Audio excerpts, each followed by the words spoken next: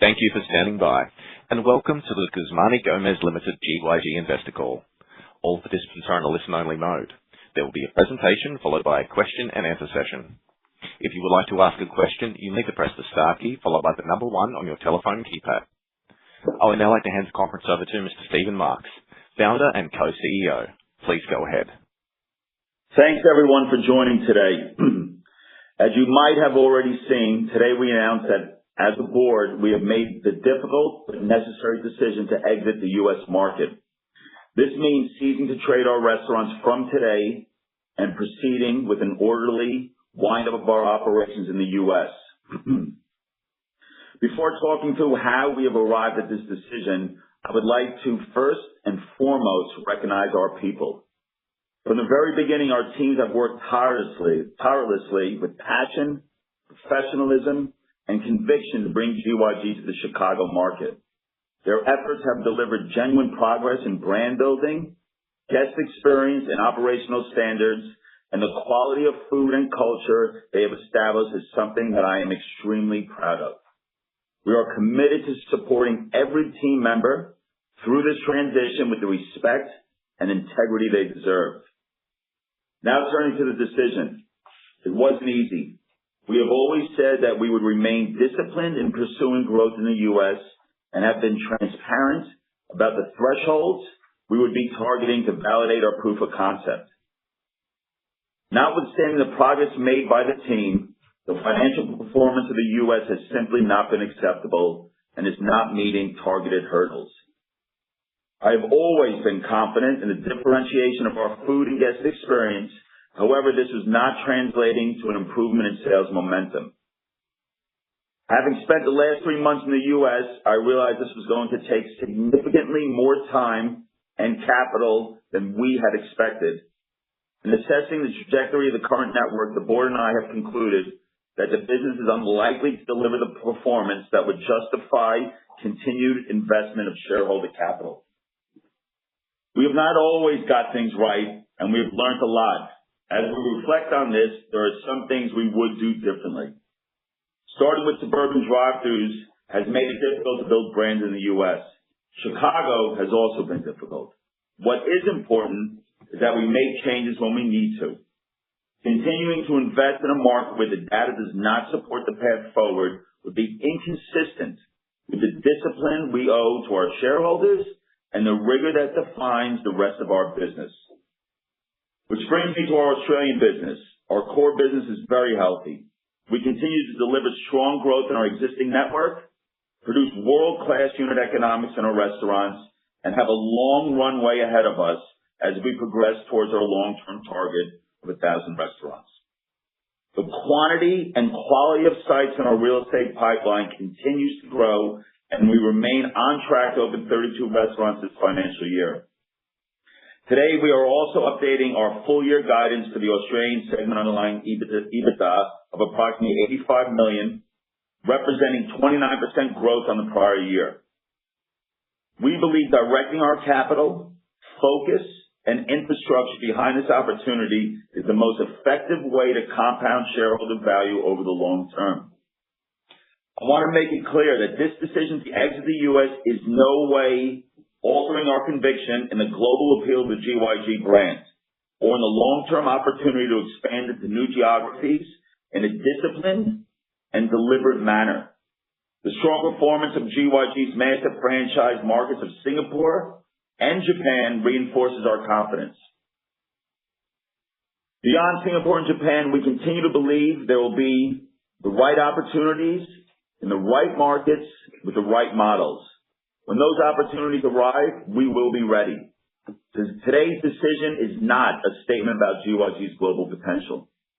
I will now hand over to Eric to go through the financial impacts of today's announcements. Thank you, Stephen, and good morning, everyone. As a result of today's decision, we expect to recognize a one-off P&L impact of between $30 and $40 million to be included in the 2026 full-year results. This range is subject to the audit review process, but represents the full exit and closure costs, including our existing lease commitments. The majority of these costs will be non-cash, with the cash component not expected to exceed $15 million US. The one-off items I just mentioned are not expected to impact GYG's final dividend for F26. Further detail on the financial impact, accounting treatment, and timing of the exit will be provided in our full year results materials. I will now hand back to Stephen. We want to thank our shareholders for the trust you place in us. Decisions like today are never easy, but they are the decisions that build generational companies. Our obsession with food, our commitment to our people, and our focus on reinventing fast food and changing the way the masses eat remains. The Australian business is in a strong position, our master franchise markets are performing well, and our focus is clear. To our U.S. team, we will support you through this transition with the care, respect, and integrity you deserve. To our guests, franchisees, suppliers, and shareholders, thank you for being on this journey with us. The best of GYG is still ahead.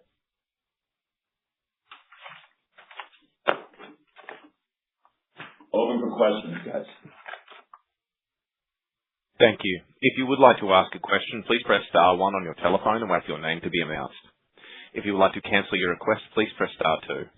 If you are on a speakerphone, please pick up the handset to ask your question. Your first question today comes from Tom Kierath from Barrenjoey. Please go ahead. Morning, guys, and congratulations. I know this must have been a really difficult decision for you to make. I suppose my question is just on the cost growth outlook from here. Like, I know that you've built up whole essential, to support a global network and the US. Is there some opportunities to kind of further streamline the head office costs? And as you bring people back from the US, how should we kind of think about the broader cost growth in the business going forward, please? Good morning, Tom. Hilton here. I'll take that question. Thank you.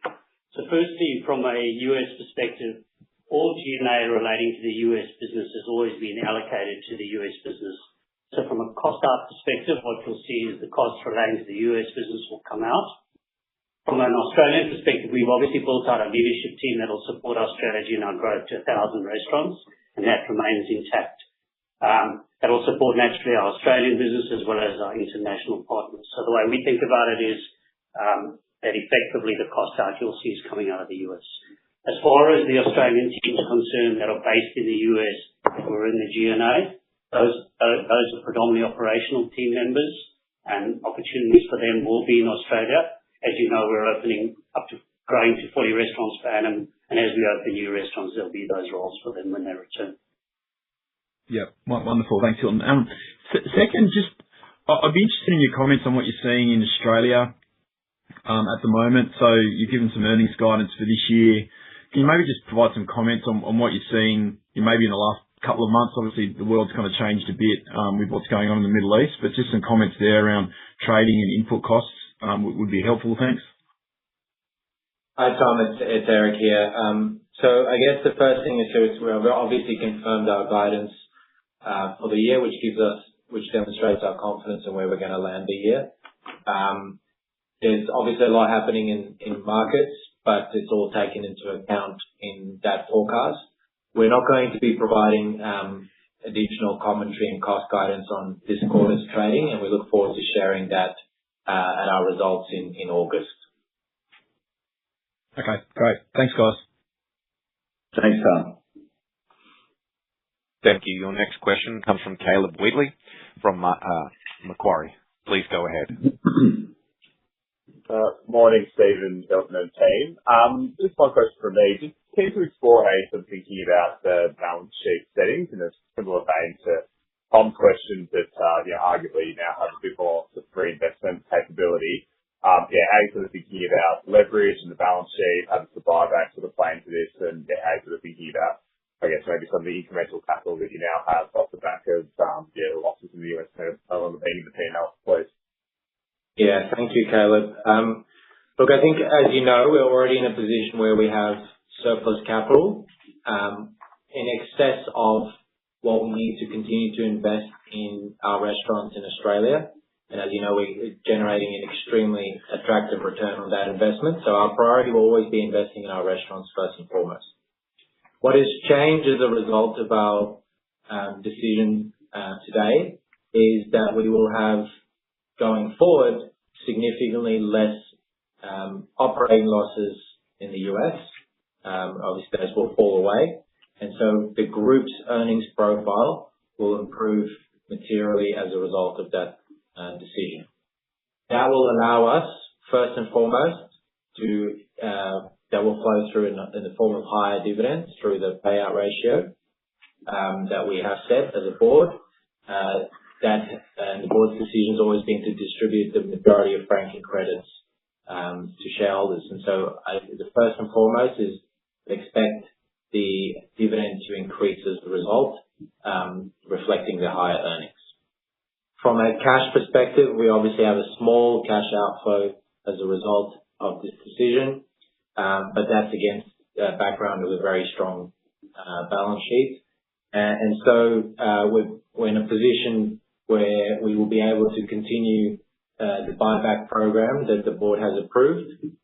We are delighted, or we have been delighted at our ability to buy shares at the prices that we have, because we believe we are able to buy those shares at prices that where we're trading materially below our zero growth peers. And so we believe that in time that will be an extremely attractive investment on behalf of our shareholders. So that will be something that will continue in the weeks ahead. Great, thank you. I guess as a bit of a follow-up, the US 30 to 40 in terms of the P&L impact versus the US 15 in cash, how do we sort of think about the stack and reconciling those numbers? Yeah, so the 30 to 40 million US will be included in this year's earnings numbers in 2026. It is likely that will be captured in, obviously we'll need to work through with our auditors, but it is likely that will be included in discontinued operations, and you'll have that detail in the accounts come year end. In terms of the cash, some of the cash will flow this year, but the majority we expect to flow next year as we work through our wind down of the US operations. So you'll see the P&L impact in F26, and then you see the majority of the cash impact happening in F27 and beyond. Okay. What does the non-cash component relate to? It's primarily the impairment of our property, plant and equipment that we've got over in the US, as well as the impairment of our lease assets that we have recognized in the US as well. Great, that's clear. Thank you. Appreciate the time. Thank you, Caleb. Your next question comes from Craig Woolford from MST Marquee. Please go ahead. Oh, good morning, Stephen, Eric, and you just want to ask a question on how you think about offshore operations going forward. Your Singapore and Japan are franchising operations. The US was largely corporate owned. Like, if you think about future opportunities, would you be considering franchising or corporate owned opportunities? Good morning, Craig. Importantly, the decision to exit the US in no way alters our conviction in the global appeal of our brand or in the long-term opportunity to expand into new markets in a disciplined and deliberate manner. The performance of our master franchise markets of Singapore and Japan reinforces our confidence. Both markets continue to deliver strong sales growth and healthy unit economics, and we continue to open new restaurants. We're proud of both those partners and see lots of runway ahead in each market. Beyond Singapore and Japan, we continue to believe there'll be the right opportunities in the right markets with the right models. When those opportunities arrive, we'll be ready. We haven't made any decisions at this point as to any next markets beyond Singapore and Japan. Okay. So you're not suggesting that the operating model of the US was part of the issue? I mean, obviously, Craig, there's been a lot of learnings in relation to the operating model in the US. We've had a lot of success having master franchise markets both in Singapore and Japan, and it is naturally something we'll consider all the learnings we've had from the US as we go into new markets, given the strength of our success with our master franchisees in those markets. Thanks, Hilton. Thank you. Your next question comes from Ben Gilbert from Jarden. Please go ahead. Morning, Ben. Just first one from me. Did you consider trying to sell the franchise offer in the US, or there just weren't necessarily buyers for it there? Hey, Ben. No, we didn't consider selling the restaurants to franchisees just because the economics obviously weren't strong enough, and obviously that's part of the reason why we've exited the US. Thanks. And just second one, I appreciate your comments, Eric, around not flowing with the details around cost. But can you just remind me how you think about pricing and cost pass-throughs for business? Because it surprised me, obviously, you're still leading in on value and it's working well given the result, but just how you think about pricing and managing COGS, because obviously some pretty material COGS inflation out there, and it doesn't really look like you guys are taking price. Yeah, sure, Ben. I'll take that one. Look, I think the first thing I'll say is our pricing philosophy has been very consistent for a long time now and has been delivering very strong results in our business. So the way that we think about price, and I've always thought about price, is that we need to do everything in our power to keep menu prices as low as possible for our guests. And when we do that, we get rewarded with significant transaction growth, and you saw that in the third quarter, and you've seen that coming through at the beginning of this financial year. Now, we are entering into a higher inflationary environment, and so we continue to apply that framework, and we will do everything we can working with our suppliers without compromising on quality to mitigate those cost increases. But if that is not possible, the last lever we will pull is menu price increases. And as you know, what we try and work towards on behalf of our franchisees and the health of our network is a COGS outcome of about 30%. And so what you should expect in a higher inflationary environment, the reality is that menu price growth will be higher than it otherwise would have been. But due to the benefits of operating leverage in our business and the significant scale that we're starting to build as a business, we believe we can keep those menu prices inflation well below inflation and below the rest of the market, and that's our objective. That's really helpful. And just, I'm not taking one follow-up. Do you think your relative pricing has improved? Because it feels like your relative pricing has progressively improved through this fiscal year. Absolutely. Yeah, the industry inflation has been well ahead of ours, and we are not only keeping inflation below industry, but actually below general CPI. And so we're getting rewarded with that through transaction growth and a growth in frequency. That's great. Thanks, guys. Thank you. Your next question comes from Brian Raymond from JP Morgan. Please go ahead. Thanks, taking the question. Just to clarify on the Australian corporate cost line, G&A cost, is there any costs in there at all that are related to the US or could be rationalized at all? Because there's quite a big cost base sitting there. I think Tom might have mentioned this earlier, but just if there's any implication at all for the Aussie out of this closure. Brian, no, there's not. All costs relating to the US have been allocated to the US G&A line that is included in the US EBITDA line that we've been reporting. Okay, great. Thank you. And is your $85 million Aussie EBITDA guidance, is that consistent with the 6 to 6.2% range you got previously in terms of margins? It is. It's probably at the upper end of that range. Okay, great. Thank you. And then just does the lack of sort of, let's call it cash flow drain in the US change your pace up to 40 stores per annum from 32 currently, or was that not the issue previously and sort of gone through with the opportunities from there? Brian, no, as far as the Australian business is concerned, our strategy remains the same. We will open 32 restaurants here in Australia this year. We're building our pipeline as we grow towards 40 restaurants over the medium term.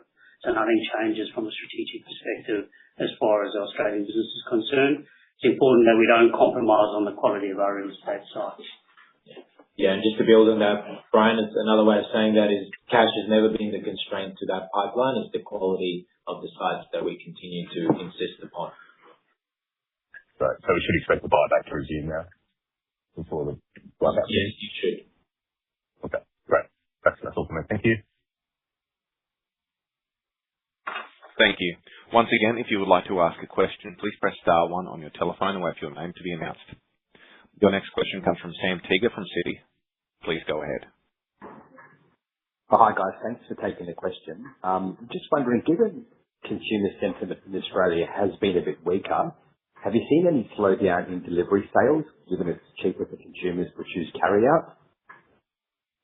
Yes, Sam, I'm going to deliberately confine my comments to the third quarter results, and we'll be able to share our Q4 results in August and talk more about it. But we're very pleased with actually all channels of growth in the business, and delivery has played a big part in the momentum that we saw in Q3. But importantly, it was not the only area of momentum. As I said, we saw momentum across all channels, and so we're happy with the way that delivery is going at the moment. All right, thanks. And then just hypothetically going forward, if delivery sales do slow due to weakening consumer sentiment, can you just talk us through the impact on the P&L?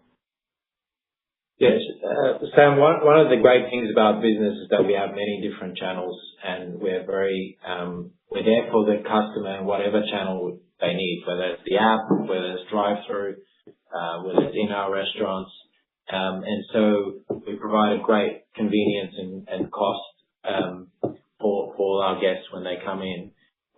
If delivery is softer in the future, then we have so many other channels to serve our guests through. And so all else being equal, the non-delivery channels are more profitable than our delivery channel. And so that would be a benefit in hypothetical terms. All right. Thank you very much. Thank you. Your next question comes from Michael Toner from RBC Capital Markets. Please go ahead. Hi, team. Thanks for taking my question, and well done on making obviously a very tough but commercially logical decision.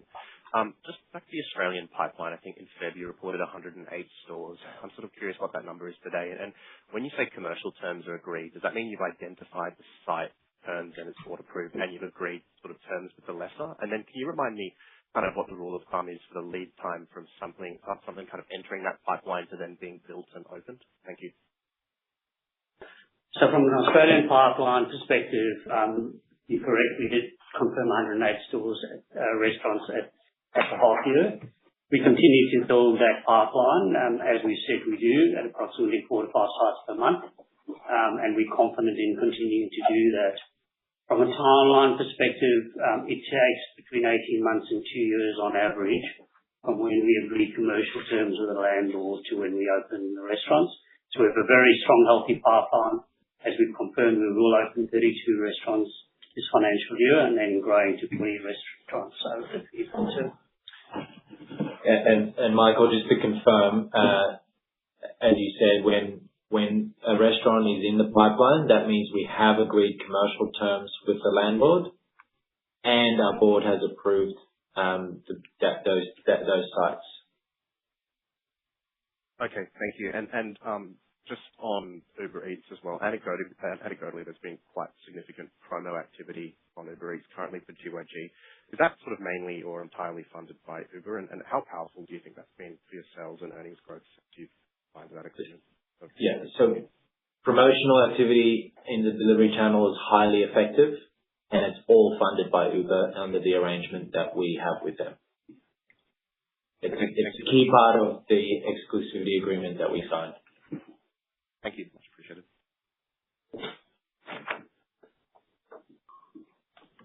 Thank you. Your next question comes from Shaun Cousins from UBS. Please go ahead. Great. Thanks. Good morning.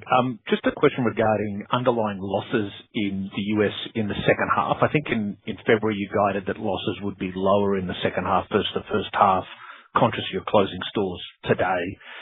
Just curious if that still holds or if you could sort of provide some sort of underlying loss guidance for the second half, just so that we can be accurate, given I assume you've got that information somewhat close to hand. Yeah. Thank you, Shaun. Look, I think it's fair to say that the U.S. business has been underperforming our expectations, and that is a key part, as we discussed today, of the decision that we've made. It's not just because of the performance this quarter. It's more about the projections and the capital that we would need to invest. But it has been underperforming our expectations. So we would be expecting those losses to be slightly higher than we had expected them at the time of our half-year results.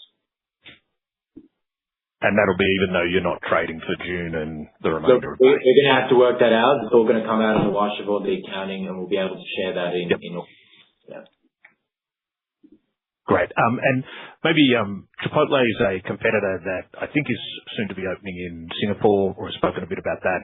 You've had some experience now competing with them. Chipotle could be more adventurous in markets they look to go to. How do you think your business lines up against them, I guess, from a food customer experience perspective, just given the pending degree of competition that may exist? Yeah, well, maybe I'll answer that. Having spent, obviously the last 3 months in Chicago with Chipotle locations near GYG, and if we can go into all the lessons learned, Shaun, from the U.S. and the mistakes that we've made, but in seeing where the GYG locations were and the Chipotle locations were, I mean, GYG was outperforming. I think on a food experience, I think GYG has its beat. I mean, as I said earlier, I think our food and our guest experience is second to none. And I can tell you all the lessons learned on real estate, that we pick the right city, that we start with the right real estate strategy. And I'm very confident for Chipotle to come into other markets where GYG is, and for us to outperform it. Great. And maybe just to clarify, just the buyback, your first quarter sales announcement indicated the buyback would run to the 31st of May. Conscious now you said your blackout extends to the end of June. Does that mean your buyback could continue into June, and so it would follow your blackout period? Could you just sort of be quite crisp in that? Just clarify that, please. Yeah, exactly, Shaun. So ordinarily, we would obviously stop our buyback program at the time that the blackout comes into effect. Given that we've shared today the additional guidance for the Australian business, we feel comfortable that the market will be trading on an informed basis, and so we've been able to push the blackout back to the 30th of June, which would allow the buyback to continue until that date. Fantastic. Great. Thank you, Eric. Thank you, Steve. Thanks, Shaun. Thank you. Your next question comes from Peter Michael Bowick from Select Equities. Please go ahead. Hi, guys. Sort of maybe just a bit of a moot point, but just wanted to check. I think you had 8 sites in the US. Were there any other sites that you had committed to that obviously won't go ahead now? I think there was over a couple were mentioned. I think Lincoln Square and Lakeview, I think, from memory. Yes, that's correct. So there's 2 additional sites. They're South Naperville and Lakeview. Both those sites will obviously not open.